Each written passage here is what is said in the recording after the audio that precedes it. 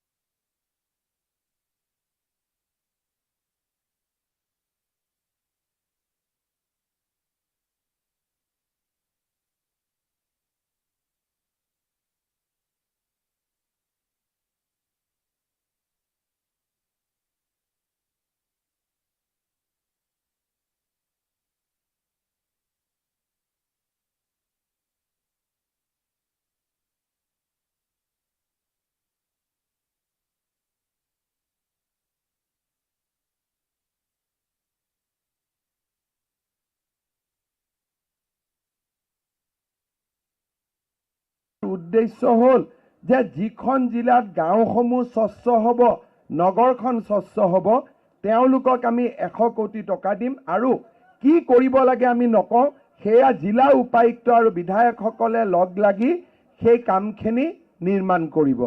এই ধৰণে আমি কেইবাটাও নতুন নতুন কথা যোৱাকালিৰ বাজেটত আমি ঘোষণা কৰিছোঁ আৰু মই ভাবোঁ নিৰ্মাণ কৰাত সহায় কৰিব।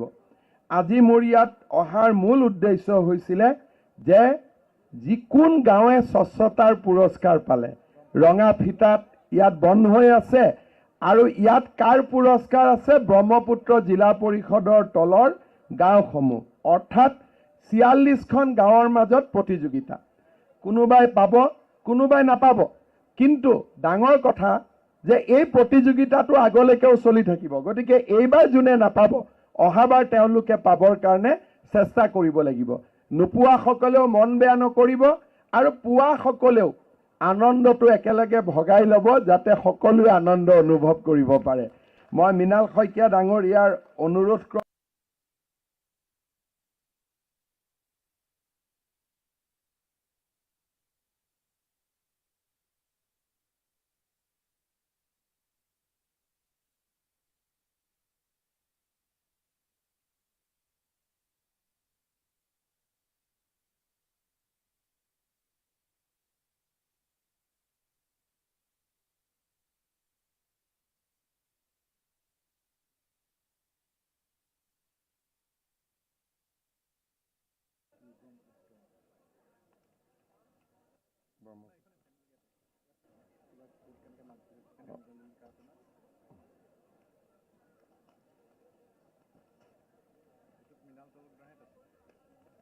এইটো গ্ৰুপত